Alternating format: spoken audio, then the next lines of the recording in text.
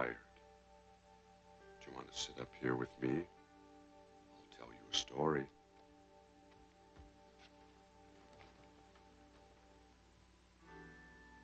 It's about two men who were partners. Policemen? No, I'd say more like peacemen. No, more like space cops. This is Abraxas, Guardian of the Universe from 1990, a sci-fi action ripoff of the Terminator. The villain, played by Arnold Schwarzenegger's old bodybuilding buddy Sven Ole Thorsen, even affects his best Arnold voice. Have a nice day. Starring the one and only Jesse the Body Ventura. This was his fourth major film role after Predator, Running Man, and a little-remembered actioner directed by this film's frequent collaborator David Mitchell, called Thunderground. And it features many awkward scenes like that one strewn throughout. It was written and directed by Damian Lee, a producer-director who got his start the same way so many other up-and-comers entering the biz in the 70s did: porn. Notably, he directed Ski School, which was assistant directed by Robert Lee, director of previous episode Virtual Assassin. The Schlockmeisters are a close-knit group, it seems. He also directed a little film called Gnaw, Food of the Gods 2, which features a certain important scene. Bobby, I want you to meet my colleague, Dr. Hamilton. And I'd like you to get the fuck out of here. It's all Get out of here! The title of the film comes from Gnostic texts such as the Holy Book of the Great Invisible Spirit and the Greek magical papyri. Ancient religions deemed him a god, and later, Catholicism ruled him to be a pagan demon. The name was later appropriated by Marvel as a foil for Galactus and villain to the Silver Surfer in Fantastic Four, and served as the title for Santana's second studio album, with one of the coolest album covers in rock history. This lineage of mystic, psychedelic, and far-out associations with the name ended here, though. In this terrible film, Abraxas is an 11,861-year-old finder from the planet Sardasia who must, well, find a rogue finder by the name of Secundus, who has escaped to Earth and re-engineered his DNA in an effort to obtain the anti-life equation, a concept stolen whole cloth from DC's New Gods comic. Here it serves as the central MacGuffin after Secundus cockblocks a couple making out in a car in a cold Canadian field, slasher movie style, and impregnates an unsuspecting Canuck lady with the Kometa, or Komeda, or Kometa, She is the birth of the Cometa.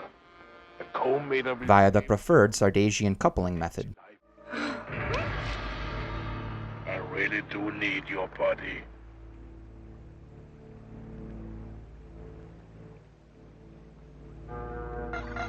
DNA infusion complete. Reproduction commenced. I suppose a director with a background in porn may want to distance himself from anything resembling a sex scene. You'll see later, though, he's not beneath sex jokes, though. This child will be the keeper of the anti-life equation, for which Secundus will return for when the time is right. Abraxas is ordered to execute the woman in the name of guarding the universe, but finds himself unable to do the deed. If this is somewhat difficult to follow and sounds overly complicated, well, it is. And the film does everything it can to make it palatable, including voiceover explanation from Abraxas and clunky expository dialogue from Dar and Height, the sort of dual space police chiefs in charge of him. We flash forward 5 years, and we learn life as a single mother of a miraculously conceived child isn't so easy in the 90s.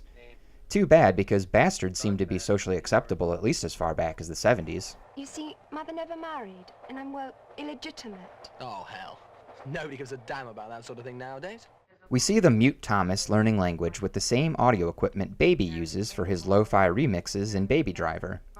Is it possible he will grow up to be a getaway driver with a hum in the drum? He is mute, like so many characters in that film think of Baby after all. Maybe not.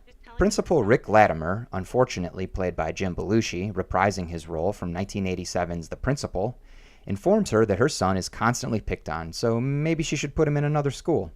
She tells him maybe he should do his job and reprimand the bullies, and he admits he hadn't thought of that. That's the appropriate reaction to give to Jim Belushi, probably in any scenario. We see that Thomas the Co-Mater has Carrie-style telekinetic rage powers, which is an interesting wrinkle, at least, to this otherwise Terminator to a T ripoff, and will come into play in the film's climax. Meanwhile, Secundus is back on Earth looking for Thomas and his mother so he can retrieve the anti-life equation, with Abraxas hot on his trail.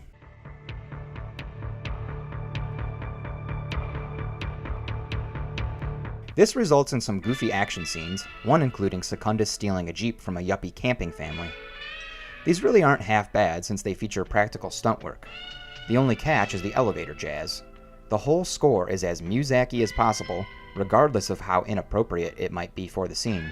After Secundus escapes, Abraxas has this wonderfully unfunny exchange with the yuppie family in their RV. My box says VD, trust me. Your what? VD, vibrational detection. Everything, even machinery, has its own particular vibrational frequency. We just can't read them. This device, my answer box, can read and locate anything it's made solid contact with. See what I mean about sex jokes? The answer box is another clumsy attempt to solve the screenwriting problem of having your fish-out-of-water characters get up to speed with Earth conventions. It provides the occasional hilarious bit of comedy, and is yet another complete lift from DC's New Gods comic. Secundus finds his way into a grocery store to wreak some totally undeserved havoc on some grocery store inventory. What is it with bad guys and their love for soda destruction? He gains a lead on the co-meter and heads toward his location, only to be stopped by some Keystone cops, one of which is a proto-warrior cop. We'll try this one!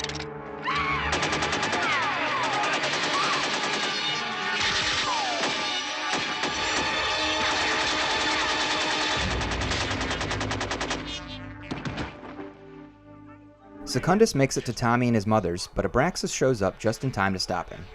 Except he doesn't exactly defeat him. Secundus just decides to leave, presumably so the film can have another lull in the action to enable Abraxas to explain the plot to us some more. During this part of the film, a romantic relationship improbably blossoms between the future Minnesota governor and, no, not Tommy, his mother. By now, the audience has noticed Abraxas' Jedi braid. It was hiding in plain sight the whole time. Meanwhile, Secundus eats the entire breakfast menu at a quaint little greasy spoon diner in town. Hey, Space Cop's gotta eat too.